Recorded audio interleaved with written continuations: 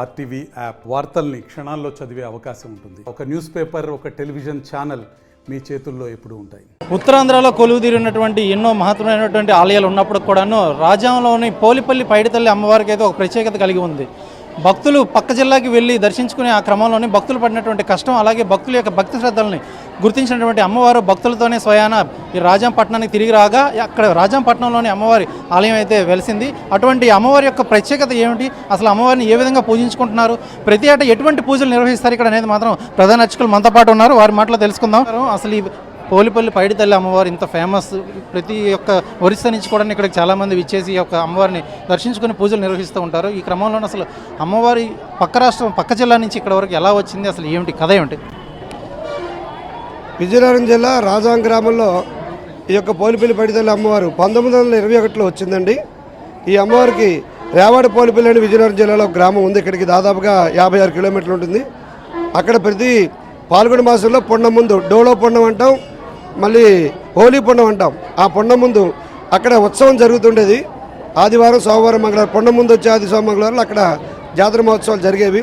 ఆ అమ్మవారు అక్కడికి వచ్చినటువంటి 41వ సంవత్సరంలో ఇక్కడి నుంచి లంకలపల్లి వెంకప్ప అనేటటువంటి ఒక ఆసామి గూడుబండి మీదని ఆ అమ్మవారు తీర్థం చేసుకొని అమ్మవారికి మొక్కుబడి చెల్లించుకుందామని కుటుంబంతో సహా వెళ్ళారు.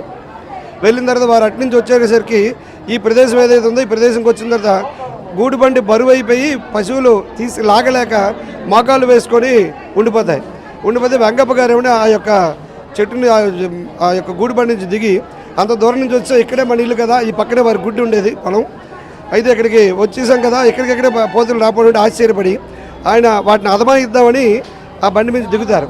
దిగిన తర్వాత ఒక ఆడ మనిషి దిగితే ఎలాగైతే గాజులు గజ్జలు శబ్దం వినిపిస్తుందో ఆ విధంగా బండి ఊగుతూ వారికి కనిపించడం మాత్రమే జరిగితే ఏంటో అనుకుని ఆయన వెంకప్ప గారి ఇంటికి వెళ్ళిపోయారు.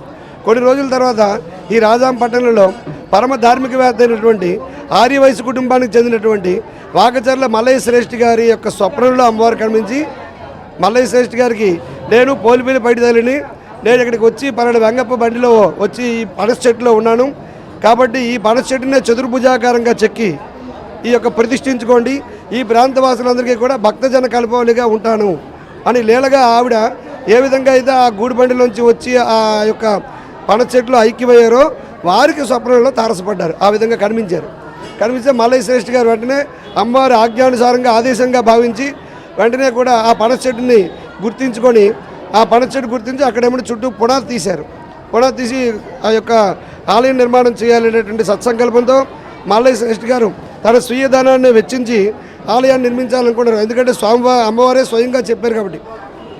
భగవంతుడు ఎప్పుడు కూడా జాగ్రత్త, స్వప్న, సుషుప్తి అనేటువంటి 3 అవస్థల్లో కలియుగంలో కేవలం స్వప్నావస్థలో మాత్రమే చెప్తారు. అది కలియుగ ధర్మం. అలాగే అమ్మవారు ఎప్పుడైతే స్వప్నంలో చెప్పిందో శాస్త్రజ్ఞులు అందరూ కూడా ఇలా చెప్పడం చేతను వారు పునాది తీసి నిర్మాణం చేయడానికి పూనుకున్నారు.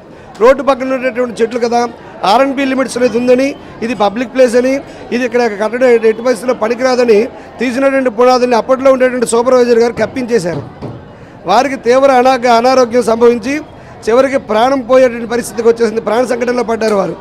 అప్పుడు ఈ ఘనవైద్యులు ఆయుర్వేదం పాపులేషన్లో ఉండేటప్పుడు ఘనవైద్యులు వచ్చి బాగు చేసినప్పుడు కూడా ఇచ్చినటువంటి శరీరానికి ఇచ్చినటువంటి ఆ యొక్క మందులు స్వీకరించడం లేదు శరీరం, కాబట్టి ఆయన చనిపోతారని నిర్ధారణ చేశారు ఘనవైద్యులు కూడా. అయితే ఈ పునాదులు కప్పినటువంటి ఈ పాపమే నాదైతే తప్పనిసరిగా నాకు ఆరోగ్యం ఇవ్వమని ఆ సూపర్వైజర్ కోరుకుంటారు. ప్రాణభిక్ష పెట్టమని, తప్పకుండా గుడి కట్టడంలో తాను కూడా సహాయపడతారని చెప్పి ప్రతిజ్ఞ చేస్తారు అమ్మవారి గురించి. అప్పుడు అనూహ్యంగా చనిపోతారన్నది ఆ శరీరానికి మళ్ళీ ఆ మందులు ఎక్కడం, దానితో ఆయన స్వస్థతలోకి రావడం, స్వస్థత వచ్చిన తర్వాత మళ్ళీ మల్లయ్య గారి శ్రేష్ఠి గారి ఇంటికి వెళ్ళి తనకు జరిగినటువంటి ఈ యొక్క పరానుభవం, అమ్మవారి ద్వారా జరిగినటువంటి ఈ పరానుభవం చెప్పి ఎట్టి పరిస్థితుల్లో అక్కడ నిర్మాణం చేయవలసిందని చెప్పి ఆ మల్లయ్య గారిని ఈ యొక్క సూపర్వైజర్ గారు ఇద్దరు కలిపి ఆ మూసిరి పునాదులు వెలికి తీసి ప్రతిష్ఠ చేశారు. 1926లో జరిగింది ఇది. అంటే 21లో అమ్మవారు వచ్చింది, 26 వరకు 5 సంవత్సరాల పాటు ఈ స్థలపురాణ కథ అంతా జరిగింది. 26లో ప్రతిష్ఠ చేసి 27లో తొలిసారి వారు పసుపు కుంకాలు ఇవ్వడంతో ప్రారంభించారు. మల్లయ్య శ్రేష్ఠి గారి కుటుంబాలు పసుపు కుంకాలు ఇవ్వడంతో యాత్ర ప్రారంభించడం జరిగేది. పాల్గొన మాసంలో పుండం ముందు వచ్చారండి. ఆది సోమ మంగళవారంకి ముందుగా వచ్చే శుక్రవారం నాడు వాళ్ళు ఆ యొక్క పసుపు కుంకాలు ఇవ్వడంతో ప్రారంభించేవారు. అలాగే అప్పటి నుంచి ఇప్పటి వరకు కూడా ఇది 2024వ సంవత్సరం మార్చి 17, 18, 19 తేదీల్లో 97వ వార్షిక జాతర మహోత్సవాన్ని నిర్వహిస్తున్నాం. మల్లయ్య శ్రేష్ఠి గారి మునిమనుడు ఇప్పుడు ధర్మకర్తగా ఇక్కడ వ్యవహరిస్తున్నారు.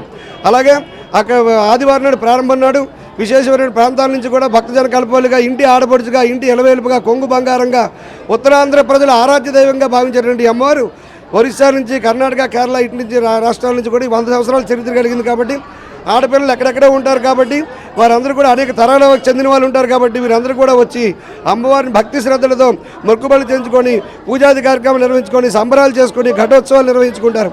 అలాగే ఆదివారం నడుస్తుంది. సోమవారం కూడా విశేషమైనటువంటి పూజలు, భోగాలు, నివేదనలు జరుగుతాయి. సర్వాలంకార పూజితమైనటువంటి అమ్మవారిని అమ్మలగన్నయ్యమ్మ, ముగ్గురమ్మల మూలపుటమ్మ, పోలిపిల్లి పడితేలమ్మటువంటి అమ్మవారిని కొంగు బంగారంగా ఇంటి ఆడపడుచుగా వీళ్ళు కొలుచుకుంటారు. అలాగే మంగళవారం నాడు కూడా విశేష దర్శనాలు జరుగుతాయండి. ఈ రాష్ట్రేతర ప్రాంతాల నుంచి కూడా వస్తారు. ఆర్టీసీ వారు అయితే దాదాపుగా 70 బస్సులు పైన వేసి చుట్టుపక్కల ప్రాంతాల వాళ్ళందరికీ కూడా ఇక్కడ చేర్చేటువంటి దాంట్లో కూడా నిమగ్నం అవుతారు ఈ 3 రోజులు. అటువంటి ఈ ఉత్సవం పుణ్యం ముందు వచ్చేటువంటి మంగళవారం రాత్రి ఘటాలు వస్తాయి. ఆ ఘటాలు ప్రవేశించడంతో రాత్రి 12 గంటల 9 నిమిషాలకి ఘటాలు ప్రవేశిస్తాయి ఆలయ గర్భాలయంలో. ఘటాలు ప్రవేశించడంతో అమ్మవారి యొక్క అనుపు పండుగ నిర్వర్తన పూర్తవుతుంది. ఆలయ ప్రధాన అర్చకులు వేమకోటి సూర్యనారాయణ శర్మ. అమ్మవారు మామూలుగా చూసుకుంటే శాంత స్వరూపిణియా లేకపోతే ఉగ్ర స్వరూపిణి? అమ్మవారు చాలా శాంత స్వభావం కలిగినటువంటి అమ్మవారు అండి. చాలామంది ఇక్కడ ఉద్యోగులుగా పనిచేసి ట్రాన్స్ఫర్లు అయిపోయి రకరకాల జాగాలకు వెళ్ళిపోతారు. వెళ్ళిపోతే వారికి వెళ్ళి ఆ స్వప్నంలో కనిపించి అక్కడ ఉన్నప్పుడు నాకు ఆరాధించుకునేవారు. మీరు తప్పనిసరిగా వచ్చి నాకు చిన్న పసుపు కుంకుమ కానీ బుర్రాటి నీళ్ళు కానీ ఇవ్వండి అని చాలా శాంతంగా ఆవిడ ఆహ్వానించుకుంటుందట. చాలామంది ఇక్కడ ట్రాన్స్ఫర్ అయిపోయి వెళ్ళిపోయిన వారు కూడా ఇక్కడ చెప్తుంటారు. మాకు చాలా అనుభవాలు ఉన్నాయి. అలాగే ఈ చిగురుపల్లి రైల్వే స్టేషన్కో, ఆమదాస్ రైల్వే స్టేషన్కో వెళ్ళి ఆ బస్ స్టాండ్ నుంచి రాత్రి భాగంలో వచ్చేవాళ్ళు ఏమైనా బెదిరితే నేనున్నాను, మీరు తప్పకుండా రండి, పర్వాలేదు నేను ఉంటానని చెప్పి ఆ వెనకాదల ఆ 2 వీలర్స్ దగ్గర కట్టేది వెనకాదల ఆవిడ కూర్చున్నట్టుగా చాలామంది అనుభవాలు మా కాలనీలో అందరూ చెప్తారు. ఇక్కడికి వచ్చిన తర్వాత అంతవరకు డబుల్స్తో ఉన్న బరువు కూడా తగ్గి ఇక్కడికి వచ్చారు, నువ్వు ఇక్కడ వెళ్ళిపో, పర్వాలేదు వచ్చావు కదని అమ్మవారి సన్నిధికి వచ్చేస్తున్నట్టుగా వాళ్ళు చాలామంది అనుభవాలు చెప్తుంటారు. చాలామంది దండదూపాలను వేస్తారు.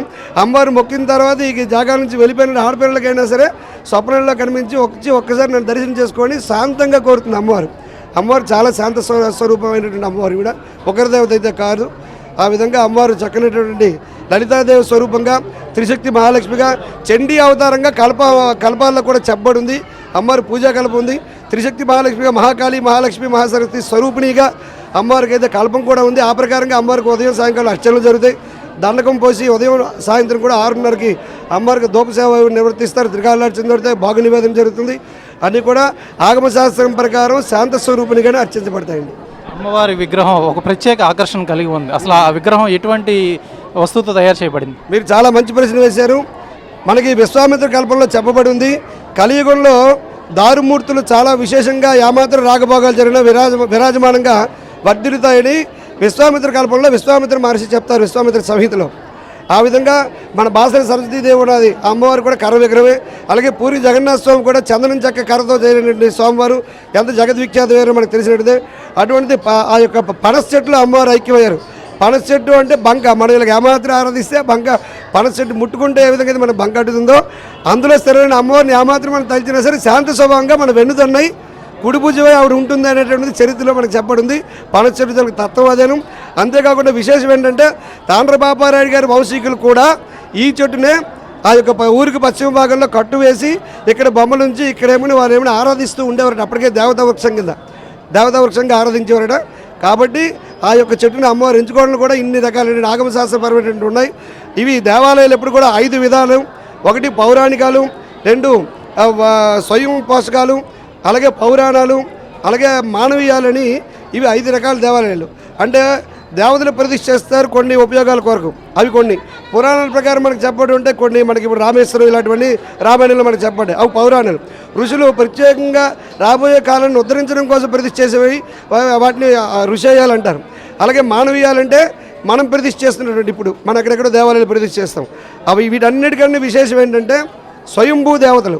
అంటే నేను ఇక్కడ ఉంటానని స్థలాన్ని నిర్ణయించుకొని దేవుడు అక్కడే కూడా ఉండి దాని యొక్క లీలలన్నీ ప్రదర్శింపజేయడం అనేది స్వయంభూ. ఇది 3 లోకాలను తరింపజేస్తుందని మనకు ఆగమశాస్త్రం చెప్తుంది. అటువంటి రీజన్స్ అన్నిటితో కూడా ఈ అమ్మవారు క్రోడీకరింపబడి ఆ యొక్క పనస చెట్టు విగ్రహంగా అమ్మవారు ఇక్కడ విరాజమానం అయిపోతున్న దాదాపు 6 అడుగుల విగ్రహం ఉంటుంది అమ్మవారు. ఆపాద మస్తకం. కలియుగంలో 6 అడుగుల విగ్రహాన్ని ఆరాధించాలని మనకు ఆగమశాస్త్రం చెప్తుంది. అన్ని విధాలుగా కూడా పూర్తి స్థాయిలో అమ్మవారు ఇక్కడ నెలకొల్పిందనగా ఆగమశాస్త్రమైన విషయాలన్నీ కూడా ఇందులో క్రోడీకరింపబడే ఉన్నాయి అమ్మవారు అవతారికలో. చూసుకున్నట్లయితే కనుక రాజాంపట్నంలో వెలిసినటువంటి పోలిపల్లి పైడితల్లి అమ్మవారు ఆలయం ఏదైతే ఉందో ఈ ఆలయానికి ఎంతో గణనీయమైనటువంటి చరిత్ర కలిగి ఉంది. ఈ ఆలయం పూర్వీకుల కాలం నాటి నుండి కూడాను ఇక్కడ రాజాం నుంచి విజయనగరంలో దర్శనానికి వెళ్ళేటువంటి భక్తులకు ఆ భక్తులు వెంటనే అమ్మవారు వచ్చి రాజాంలోని ఒక ప్రదేశం వద్ద ఆ బండి ఆగిపోగా ఆ యొక్క వ్యక్తి గమనించి ఆ బండిని అక్కడే విడిచిపెట్టారు. అయితే వైశ్యులు కుటుంబానికి చెందినటువంటి మరో వ్యక్తి ఈ స్వప్నంలో అమ్మవారు దర్శించి ఆ యొక్క ఆలయాన్ని అక్కడ నిర్మించాలని అయితే ఆవిడ సాక్షాత్కరించడం జరిగింది. ఆలయం పనులు నిర్వహించినప్పటికి కూడాను అక్కడ ఉన్నటువంటి అప్పటి ప్రభుత్వంలోని కొందరు సూపర్వైజర్లు అలాగే అధికారులు ఆ యొక్క ఆలయ నిర్మాణానికి అడ్డుపడ్డారు. అయితే ఆ అడ్డుపడినటువంటి అధికారులకి రుగ్మత చేయడంతోనే ఆ రుగ్మతకి కారణం ఏంటి అని తెలుసుకున్నటువంటి అధికారులు మళ్ళా ఆలయం యొక్క పునఃప్రతిష్ఠను చేసి ఆలయ పనులు ఏవైతే ఉన్నాయో అవి శరవేగంగా పూర్తి చేశారు. ఆ శరవేగంగా పూర్తి చేసినప్పుడు అప్పటి నుంచి ఇప్పటి వరకు కూడాను అమ్మవారిని దర్శించుకునేందుకు రాష్ట్రం నలుమూలల నుంచే కాకుండా ఇరుగు రాష్ట్రాలైనటువంటి కర్ణాటక, ఒరిస్సా నుంచి కూడా భక్తులు ఎంతోమంది ఇక్కడికి విచ్చేసి అమ్మవారిని యొక్క దర్శించుకోవడం జరుగుతుంది.